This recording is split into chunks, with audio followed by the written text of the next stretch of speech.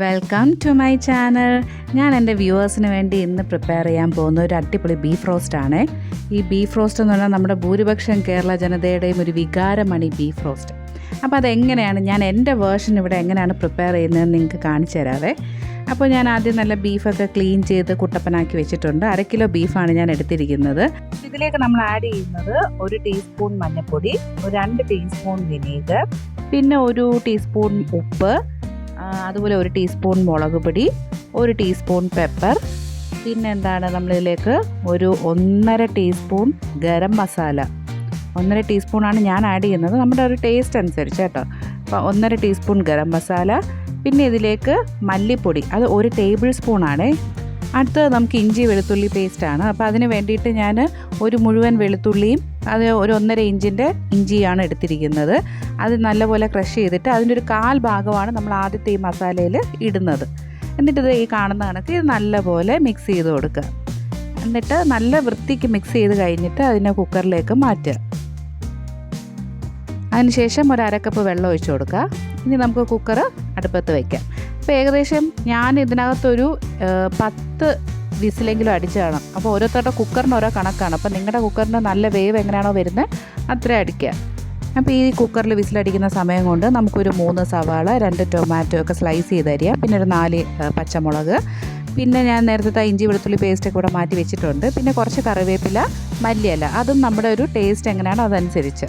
ചിലർക്ക് മല്ലിയിലയുടെ ടേസ്റ്റൊന്നും അധികം ഇടുന്ന ഇഷ്ടമല്ല. അപ്പോൾ അതുകൊണ്ട് അതെങ്ങനെയാണോ അതനുസരിച്ച് എടുക്കുക. അതിനുശേഷം നമ്മൾ അത്യാവശ്യം അടി കട്ടിയുള്ള ഒരു പാത്രം, അതായത് ഞാനിപ്പോൾ ഇവിടെ ഒരു ചീനച്ചട്ടിയാണ് എടുത്തിരിക്കുന്നത്. അങ്ങനത്തെ ഒരു പാത്രം എടുത്തിട്ട് ഒരു 5 അല്ലെങ്കിൽ 6 ടേബിൾ സ്പൂൺ കോക്കനട്ട് ഓയിൽ. ഈ ബീഫ് വയ്ക്കുമ്പോൾ എപ്പോഴും ശ്രദ്ധിക്കുക, കോക്കനട്ട് ഓയിലാണെങ്കിൽ അതിൻ്റെ ടേസ്റ്റ് നല്ല അടിപൊളിയായിരിക്കും. അപ്പോൾ അതുകൊണ്ട് കോക്കനട്ട് ഓയിൽ എടുത്തു. അപ്പോൾ ഓയിലൊന്ന് ചൂടായി വരുമ്പോഴത്തേനും 2 ടീസ്പൂൺ കടുക് ഇട്ടു. അത് പൊട്ടിച്ച ശേഷം നമ്മൾ മാറ്റി വെച്ചിരുന്ന ഇഞ്ചി വെളുത്തുള്ളി പേസ്റ്റ് ഇട്ടു. പിന്നെ ഇതിലേക്ക് ഒരു 5-6 പച്ച ഉലുവ അതും ഞാൻ ചേർത്തിട്ടുണ്ട്. അതോടൊപ്പം തന്നെ നമ്മൾ ആ ചെറുതായിട്ട് അരിഞ്ഞു വെച്ചിരിക്കുന്ന പച്ചമുളകും കുറച്ച് കറിവേപ്പില, എടുത്തിരിക്കുന്ന ഒരു ശകലം കറിവേപ്പില, ആ ടേസ്റ്റ് ഒന്ന് അതിലേക്ക് ഇറങ്ങാൻ വേണ്ടിയിട്ടാണ്. അതും കൂടെ ഞാൻ ആഡ് ചെയ്തിട്ട് ഇതിനൊന്ന് നന്നായിട്ട് ഇളക്കുന്നുണ്ട്. ഇനി ഞാൻ പ്രത്യേക ഒരു കാര്യം പറയാം. ഈ ബീഫ് റോസ്റ്റ് വെക്കുമ്പോൾ അല്ലെങ്കിൽ ബീഫ് വരട്ടിയത് വെക്കുമ്പോൾ അതിൻ്റെ പ്രത്യേകത എന്താണെന്ന് വെച്ചാൽ വരട്ടുക എന്നുള്ളത് തന്നെയാണ്. അതായത് നന്നായിട്ട് വഴറ്റിയെടുക്കുക എന്നുള്ളത് തന്നെയാണ് ഇതിൻ്റെ മെയിൻ ടേസ്റ്റ് എന്ന് പറയുന്നത്.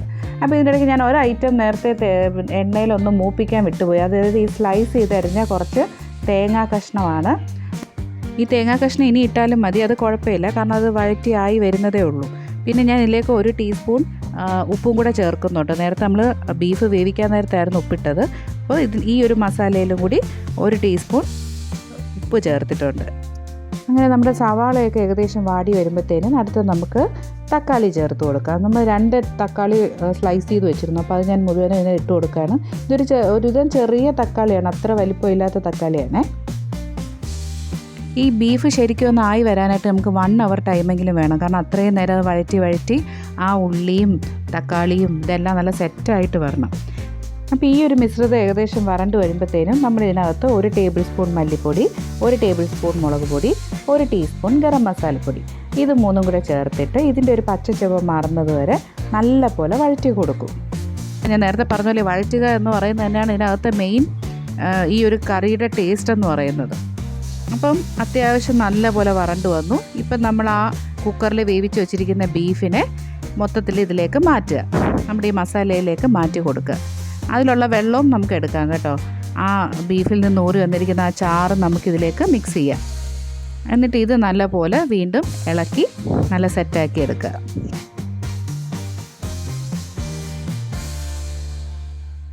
ഇനി ഈ ബീഫ് നല്ല തിളച്ച് വരണം. ഈ ഒരു മിക്സിൽ കിടന്ന് നല്ലപോലെ തിളച്ച് നമ്മളിതിനെ വറ്റിച്ചെടുക്കുക എന്നുള്ളതാണ് നമ്മുടെ അടുത്ത പരിപാടി എന്ന് പറയുന്നത്. ഈ ബീഫിൻ്റെ ചാറ് നന്നായിട്ട് വറ്റി വരണം. അപ്പോൾ ഇതിൻ്റെ ചാറ് അത്യാവശ്യം വറ്റി വരുമ്പോഴത്തേനും നമ്മൾ എന്ത് ചെയ്യുക, ഒരു 2 ടീസ്പൂൺ കുരുമുളക് പൊടി ആഡ് ചെയ്യുക. ആ കുരുമുളക് അതിൽ അവസാനം ചേർക്കുന്നതാണ് അതിൻ്റെ ഒരു പ്രത്യേക ടേസ്റ്റ് കേട്ടോ. അതോടൊപ്പം തന്നെ ഞാൻ കുറച്ച് മല്ലിയിലയും കറിവേപ്പിലയും ചേർക്കുന്നുണ്ട്. ഇത് ചിലർ എല്ലാ കറിയും വച്ച് കഴിഞ്ഞിട്ടായിരിക്കും മല്ലിയിലയും കറിവേപ്പിലയും ചേർക്കുന്നത്. പക്ഷേ ഈ ഒരു ടൈമിൽ ഇട്ട് കൊടുത്താൽ ശരിക്കും പറഞ്ഞാൽ അതിൻ്റെ ടേസ്റ്റ് നല്ലപോലെ അതിലേക്കൊന്ന് പിടിക്കും. അപ്പോൾ അത് എല്ലാം കൂടി ചേർത്ത് നമ്മൾ നല്ലപോലെ ഇളക്കി വീണ്ടും ഇതിങ്ങനെ വരട്ടിക്കൊണ്ടിരിക്കുക. നമ്മുടെ ബീഫിലേക്ക് ഈ മസാല എല്ലാം കൂടെ നന്നായിട്ട് പിടിക്കാൻ വേണ്ടിയിട്ട് നല്ലപോലെ വരട്ടുക. ഇതിനിടയ്ക്ക് എപ്പോഴെങ്കിലും നിങ്ങൾക്ക് ആ ഒരു വെളിച്ചെണ്ണയുടെ ഒരു കുറവോ അങ്ങനെ എന്തെങ്കിലും തോന്നുകയാണെങ്കിൽ കുറച്ച് വെളിച്ചെണ്ണ ഒഴിച്ചു കൊടുത്താലും നല്ല ടേസ്റ്റ് കൂടുതലായിരിക്കും. പൊതുവേ നമ്മൾ കുറച്ച് എണ്ണ കൂടുതലൊക്കെ ചേർക്കുമ്പോഴാണ് ബീഫിന് ഇത്രയും ടേസ്റ്റ് വരുന്നത്. ഈ കടയിൽ നിന്നൊക്കെ വാങ്ങുന്ന ബീഫ് അതുകൊണ്ടായിരിക്കും കുറച്ചുകൂടെ ടേസ്റ്റിൽ നിൽക്കുന്നത്. അതുപോലെ ഈ എണ്ണ ആയാലും എരിവായാലും മുളക് പൊടി ആയാലും പിന്നെ അതുപോലെ പെപ്പറാണേലും അതൊക്കെ ഓരോരുത്തരുടെ രുചി അനുസരിച്ചാണ്. ചിലർക്ക് കുറച്ച് എരിവ് മതി. ഞാൻ ഈ വെച്ച കറിക്ക് വലിയൊരു എരിവില്ല കേട്ടോ. നല്ലപോലെ എരിവ് വേണം എന്നുണ്ടെങ്കിൽ നമുക്ക് കുറച്ചും കൂടെ ചില്ലി പൗഡറും അല്ലെങ്കിൽ പെപ്പർ പൗഡറൊക്കെ ആഡ് ചെയ്യാം. അതെല്ലാം കുറച്ചുകൂടി ടേസ്റ്റ് കൂട്ടണമെങ്കിൽ നിങ്ങൾക്ക് ഇടയ്ക്ക് കുറച്ചും കൂടി വെളിച്ചെണ്ണ ഒഴിച്ച് നല്ലപോലെ വരട്ടിയെടുക്കാം. അപ്പോൾ ഇതിൻ്റെ മെയിൻ നമ്മുടെ ഒരു ഉദ്ദേശം എന്ന് പറഞ്ഞാൽ ഇത് നല്ലപോലെ വരണ്ട് അതിൻ്റെ ചാറ് മൊത്തം അതിലേക്ക് പിടിച്ച് വറ്റി വരിക എന്നുള്ളതാണ്. അപ്പോൾ എൻ്റെ കറി ഇപ്പോൾ ഏകദേശം ആ ഒരു പരുവമായിട്ടുണ്ട്. അപ്പം ഞാൻ നേരത്തെ പറഞ്ഞ പോലെ ഞാനിത് വെക്കാനായിട്ട് ഏകദേശം 1 hour ടൈമെങ്കിലും എടുത്തു. കാരണം അത്രയും ക്ഷമയോടെ നിന്ന് വരട്ടിയിട്ടൊക്കെയാണ് ഈ ബീഫ് ഇത്രയും സെറ്റായി വരുന്നത്. അപ്പം അങ്ങനെ എളുപ്പം വെക്കാൻ പറ്റിയൊരു ഐറ്റം അല്ല. ഞാനിതിൽ ലാസ്റ്റ് ഒരു ചെറിയ പൊടിക്കൈ ചെയ്യുന്നത് എന്താണെന്ന് വെച്ചാൽ ഒരു അര തക്കാളി, ഒരു അര സവാള ഇതെല്ലാം കൂടെ സ്ലൈസ് ചെയ്തതും പിന്നെ കുറച്ച് മല്ലിയിലയും കറിവേപ്പിലയും ഇതെല്ലാം കൂടെ ഒന്ന് ആഡ് ചെയ്ത് കൊടുക്കുന്നുണ്ട്. അപ്പോൾ അതിനൊരു ആ ഒരു സവാളയുടെയും തക്കാളിയുടെ ഒക്കെ ഒരു ടേസ്റ്റ് ഉണ്ടല്ലോ, ഒരു ഫ്രഷ്നെസ് ഫീൽ ചെയ്യും നമുക്ക്.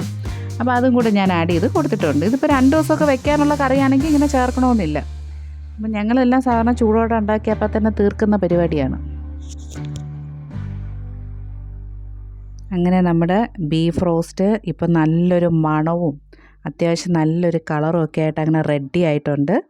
എന്തായാലും നിങ്ങളിതൊന്ന് ട്രൈ ചെയ്ത് നോക്കുക. ബൈ.